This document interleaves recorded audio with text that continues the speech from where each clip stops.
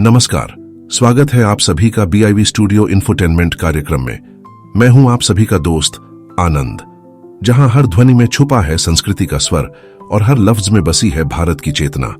यहां हर प्रस्तुति यहां होती है कुछ नई, कुछ खास, एकदम दमदार। यहां कहानियां सिर्फ सुनाई नहीं जाती, महसूस की जाती है।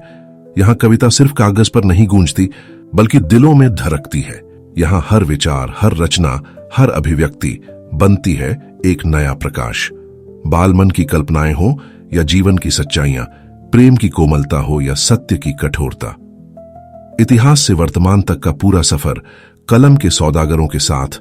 और जानेंगे देश दुनिया के उन खास लेखकों की रचना को जिन्होंने बदल दी मनोरंजन की दुनिया की तस्वीर। तो चलिए खोलते हैं मनोरंजन का पिटारा और सुनते हैं कुछ खास।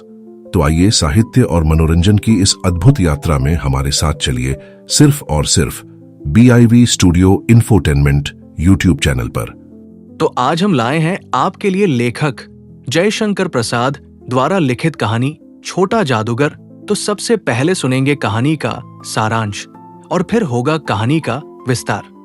तो आइए सुनते हैं लेखक जयशंकर प्रसाद द्वारा लिखित कहानी छोटा जादूगर का सारांश। कहानी छोटा जादूगर, लेखक जयशंकर प्रसाद। प्रस्तुत है कहानी का सारांश।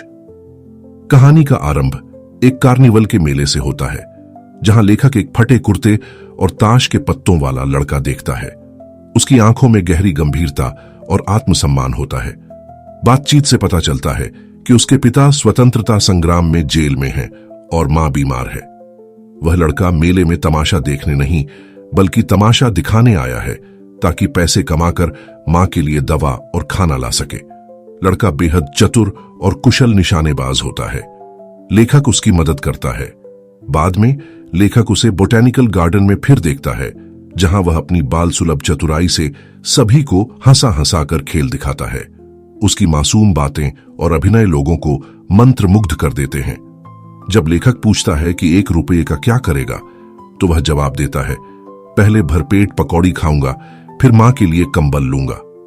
लेखक उसकी आत्मनिर्भरता और ममता से बेहद प्रभावित होता है।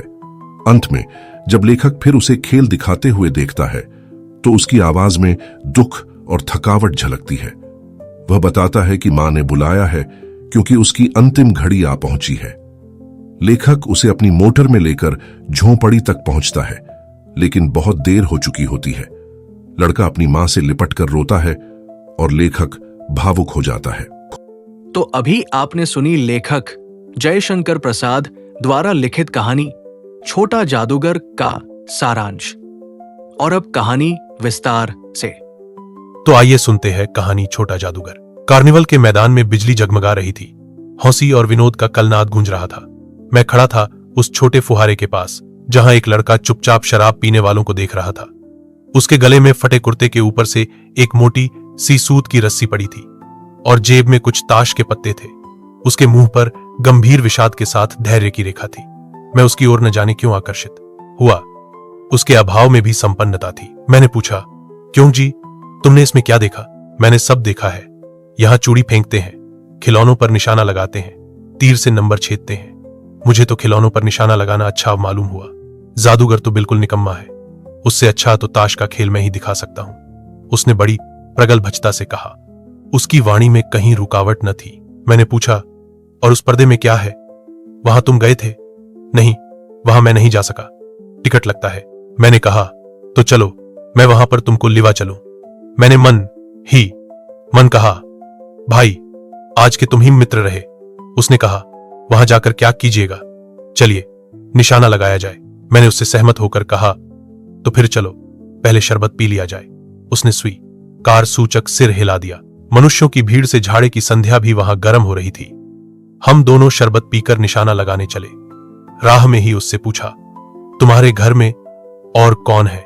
मां और बाबूजी। उन्होंने तुमको यहां आने के लिए मना नहीं किया? बाबूजी जेल में है। क्यों ही? देश के लिए, वह गर्व से बोला। और तुम्हारी मां? वह बीमार है। और तुम तमाशा देख रहे हो? उसके मुंह पर तिरस्कार की हंसी फूट पड़ी। उसने कहा, तमाशा देखने नहीं, दिखाने निकला हूं। कुछ पैसे ले जाऊंगा तो मां को पथ्य दूंगा। मुझे शरबत न पिलाकर आपने मेरा खेल देखकर मुझे कुछ दे दिया होता तो मुझे अधिक प्रसन्नता होती। मैं आश्चर्य से उस 13-14 वर्ष के लड़के को देखने लगा। हाँ, मैं सच कहता हूं बाबूजी, माँ जी बीमार है, इसीलिए मैं नहीं गया। कहां? जेल में। जब कुछ लोग खेल तमाशा देखते ही हैं, तो मैं क्यों न दिखाकर मां की दवा करूं और अपना पेट भरूं। मैंने दीर्घ निश्वास लिया। चारों ओर बिजली के लट्टू नाच रहे थे। मन व्यग्र हो उठा। मैंने उससे कहा, अच्छा चलो निशाना लगाया जाए। हम दोनों उस जगह पर पहुंचे जहां खिलौने को गेंद से गिराया जाता था। मैंने 12 टिकट खरीदकर उस लड़के को दिए। वह निकला पक्का निशानेबाज। उसकी कोई गेंद खाली नहीं गई। देखने वाले दंग रह गए। उसने 12 खिलौनों को बटोर लिया, लेकिन उठाता कैसे? कुछ मेरी रूमाल में बांधे, कुछ जेब में रख लिए गए। लड़के ने कहा, बाबूजी, आपको तमाशा दिखाऊंगा, बाहर आइए, मैं चलता हूं। वह 9-2-11 हो गया। मैंने मन ही मन कहा, इतनी जल्दी आंख बदल गई।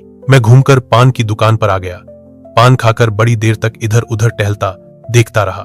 झूले के पास लोगों का ऊपर नीचे आना देखने लगा। अकस्मात किसी ने ऊपर के हिंडोले से पुकारा, बाबूजी। मैंने पूछा, कौन? मैं हूं छोटा जादूगर। यावन कलकत्ते के सुरम्य बोटैनिकल उद्यान में लाल कमलिनी से भरी हुई एक छोटी सी झील के किनारे घने वृक्षों की छाया में अपनी मंडली के साथ बैठा हुआ मैं जलपान कर रहा था। बातें हो रही थीं। इतने में वही छोटा जादूगर दिखाई पड़ा। हाथ में 4 खाने का खादी का झोला, साफ जांघिया और आधी बाहों का कुर्ता। सिर पर मेरी रूमाल सूत की रस्सी से बौंधी हुई थी। मस्ताखनी चाल में झूमता हुआ आकर वह कहने लगा, बाबूजी नमस्ते हो। आज कहिए तो खेल दिखाऊं? नहीं जी, अभी हम लोग जलपान कर रहे हैं। फिर इसके बाद क्या गाना बजाना होगा बाबूजी? नहीं जी, तुमको। क्रोध से मैं कुछ और कहने जा रहा था। श्रीमती जी ने कहा, दिखलाओ जी, तुम तो अच्छे गाए, भला कुछ मन तो बहले। मैं चुप हो गया, क्योंकि श्रीमती जी की वाणी में वह मां की सी मिठास थी जिसके सामने किसी भी लड़के को रोका नहीं जा सकता। उसने खेल आरंभ किया। उस दिन कार्निवल के सब खिलौने उसके खेल में अपना अभिनय करने लगे। भालू मनाने लगा, बिल्ली रूठने लगी, बंदर घुड़कने लगा, गुड़िया का ब्याला हुआ, गुड्डा वरकाना निकला। लड़के की वाचालता से ही अभिनय हो रहा था। सब हौसले लौट पोट हो गए। मैं सोच रहा था, बालक को आवश्यकता ने कितना शीघ्र चतुर बना दिया। यही तो संसार है। ताश के सब पत्ते लाल हो गए, फिर सब काले हो गए। गले की सूत की डोरी टुकड़े टुकड़े होकर जुड़ गई। लट्टू अपने से नाच रहे थे। मैंने कहा, अब हो चुका, अपना खेल बटोर लो, हम लोग भी अब जाएंगे। श्रीमती जी ने धीरे से उसे 1 रुपया दे दिया। वह उछल उठा। मैंने कहा, लड़के, छोटा जादूगर कहिए, यही मेरा नाम है, इसी से मेरी जीविका है। मैं कुछ बोलना ही चाहता था कि श्रीमती जी ने कहा, अच्छा तुम इस रुपए से क्या करोगे? पहले भरपेट पकौड़ी खाऊंगा, फिर एक सूती कंबल लूंगा। मेरा क्रोध अब लौट आया। मैं अपने पर बहुत क्रुद्ध होकर सोचने लगा, ओह कितना स्वार्थी हूं मैं। उसके 1 रुपया पाने पर मैं ईर्ष्या करने लगा था ना। वह नमस्कार करके चला गया। हम लोग लता कुंज देखने के लिए चले। उस छोटे से बनावटी जंगल में संध्या साएं साएं करने लगी थी। अस्थाई चलगामी सूर्य की अंतिम किरण वृक्षों की पत्तियों से विदाई ले रही थी। एक शांत वातावरण था। हम लोग धीरे धीरे मोटर से हावड़ा की ओर आ रहे थे। रह रहकर छोटा जादूगर स्मरण हो आता था। तभी सचमुच वह एक झोंपड़ी के पास कंबल कंधे पर डाले मिल गया। मैंने मोटर रोककर उससे पूछा, तुम यहां कहां? मेरी मां यही है ना, अब उसे अस्पताल वालों ने निकाल दिया है। मैं उतर गया। उस झोंपड़ी में देखा तो एक स्त्री चित्रों से लदी हुई कांप रही थी। छोटे जादूगर ने कंबल ऊपर से डालकर उसके शरीर से चिमटते हुए कहा, मां। मेरी आंखों से आंसू निकल पड़े। ज्यावन, बड़े दिन की छुट्टी बीत चली थी। मुझे अपने ऑफिस में समय से पहुंचना था। साथियों, अगर आपको यह कार्यक्रम पसंद आ रहा है तो आप हमारे चैनल को जल्दी से लाइक और सब्सक्राइब कर दीजिए। आपके लाइक और सब्सक्राइब से हमें बहुत हिम्मत मिलती है। तो BIV studio infotainment YouTube channel को लाइक और सब्सक्राइब करते रहें। हम आपको इसी तरह मनोरंजन से भरपूर रोचक साहित्य सुनाते रहेंगे। तो साथियों, आगे बढ़ते हैं और सुनते हैं कार्यक्रम का शेष भाग। कलकत्ते से मन ऊब गया था। फिर भी चलते चलते एक बार उस उद्यान को देखने की इच्छा हुई। साथ ही साथ जादूगर भी दिखाई पड़ जाता तो और भी। मैं उस दिन अकेले ही चल पड़ा। जल्द लौट आना था। 10 बज चुके थे। मैंने देखा कि उस निर्मल धूप में सड़क के किनारे एक कपड़े पर छोटे जादूगर का रंगमंच सजा था। मैं मोटर रोककर उतर पड़ा। वहां बिल्ली रूठ रही थी।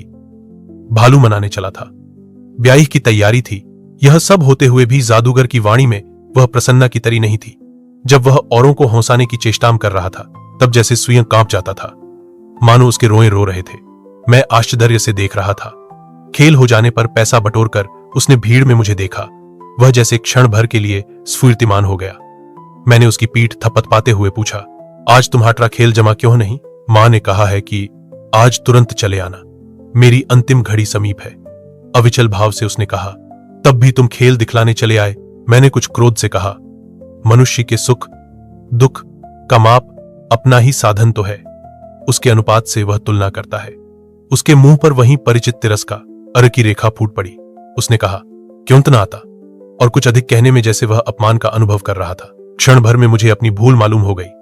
उसके झोले को गाड़ी में फेंककर उसे भी बैठाते हुए मैंने कहा, जल्दी आ चलो। मोटर वाला मेरे बताए हुए पथ पर चल पड़ा। कुछ ही मिनटों में मैं झोंपड़े के पास पहुंचा। जादूगर दौड़कर झोंपड़े में मां पुकारते हुए घुसा। मैं भी पीछे था, किंतु स्त्री के मुंह से बे निकल कर रह गया। उसके दुर्बल हाथ उठकर गिर गए। जादूगर उससे लिपटा रो रहा था। मैं स्तब्ध था। उस उज्जीवल धूप में समग्र संसार जैसे जादू सा मेरे चारों ओर नृत्य करने लगा। दोस्तों, कैसा लगा आपको हमारा यह मनोरंजन से भरपूर कार्यक्रम? कमेंट करके हमें जरूर बताएं। और हाँ, अगर कोई खास कविता, कहानी, जीवन परिचय, उपन्यास आदि आपको सुनना है तो हमें कमेंट करके बताएं। हम आप तक पहुंचाएंगे आपकी पसंद का मनोरंजन से भरपूर कार्यक्रम सिर्फ और सिर्फ BIV studio infotainment YouTube channel पर। आप सबके सहयोग के लिए बहुत बहुत आभार। नमस्कार।